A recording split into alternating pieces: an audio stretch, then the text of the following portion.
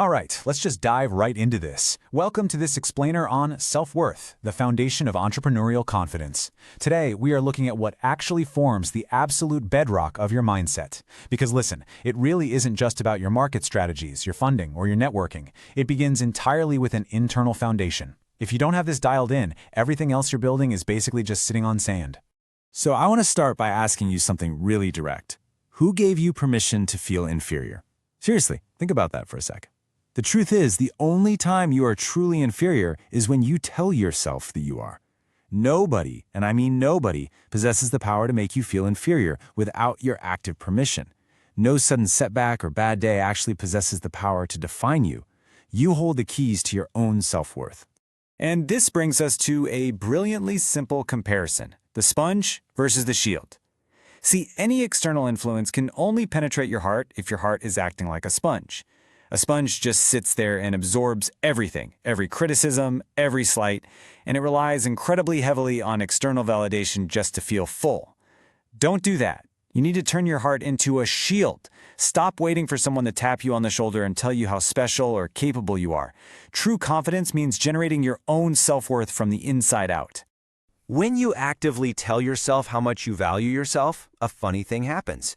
You stop going around desperately seeking validation.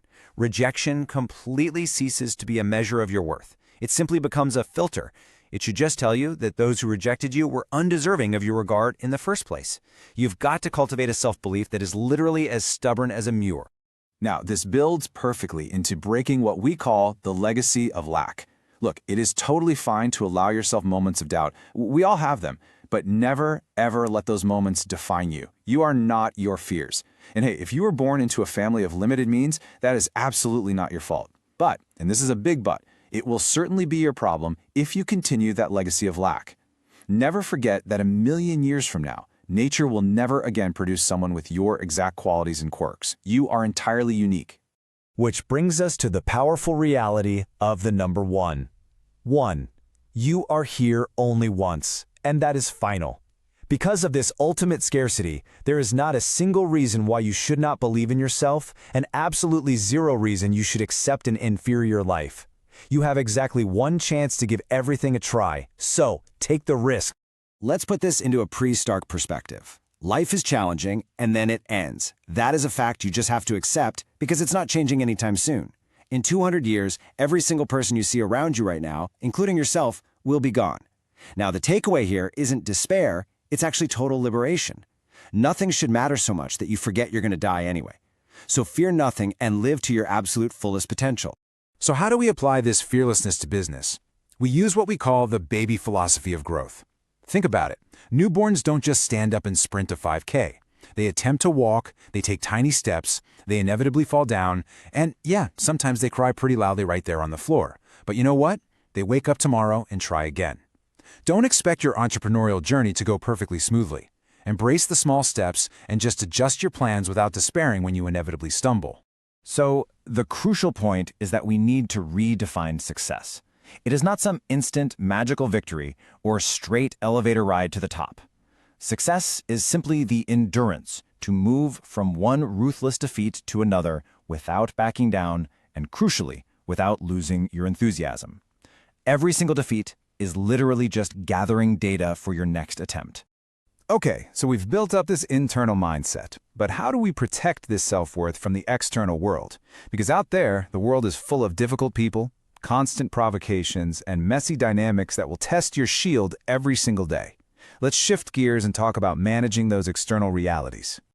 When faced with antagonistic behavior, an average person's normal reaction is to escalate the tension, vigorously defend their fragile ego, and fight back. But doing that just gives the provocateur exactly what they want.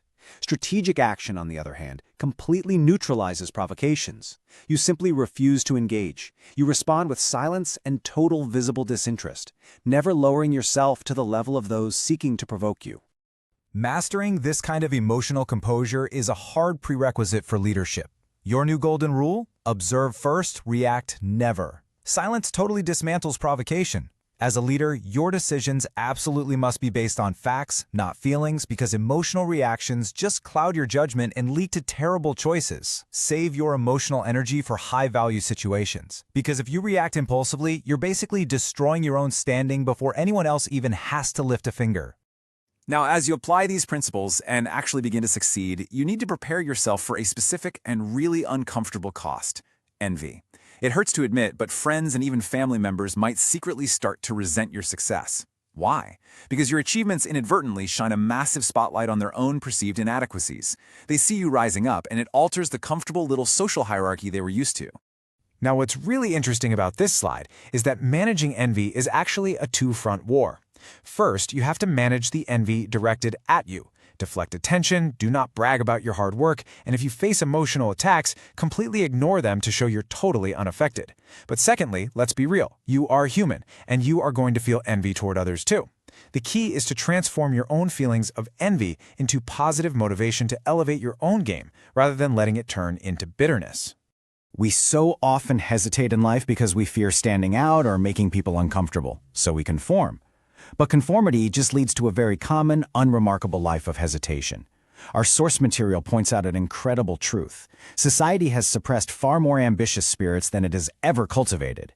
Inner drive, on the other hand, leads to a purpose-filled life. Every single significant figure in history had to take bold, unconventional steps. Please don't defer your goals just to appease opinionated friends. As you actually apply this inner drive to your business, you'll inevitably hit the project momentum arc. At the start, you've got this exciting idea but probably deal with some heavy procrastination. Then you hit the middle. Listen closely to this counterintuitive fact. If you're feeling intense frustration right now in the middle of a project and you just want to quit, that is actually a biological sign that you are almost done. Your mind is just alerting you to the friction of the final stretch. Use short-term deadlines to push through that wall, hit your milestones, and build momentum straight to the finish line. And this brings us to a huge myth in the business world: the idea that having some wildly original, great idea is what makes you successful. It is not. Obsessing over ideas is just dreaming without tangible results. Execution is absolutely king. You can actually take an existing, winning idea, emulate it flawlessly, and execute it to build a highly successful business. The real power lies entirely in taking action, not in endless daydreaming. You need to adopt a relentless predator mindset. Never be governed by fear. The moment fear pops up, cut it down immediately. In business, you just cannot afford to play the victim. Become the lion. When opportunities present themselves, seize them without hesitation. There are truly no valid reasons why you cannot succeed. They're only excuses you tell yourself to stay comfortable. I want to introduce this wild concept to you. Consider this. The richest place on earth is actually the graveyard. Why?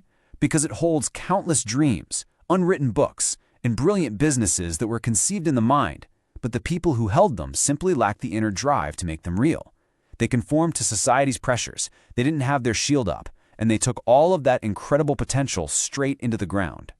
Build your foundation, forge your inner shield, and take that first step. Thank you so much for joining me on this explainer. So I'm going to leave you with one final, provocative question. Are you going to leave your dreams in the graveyard, or will you execute them today?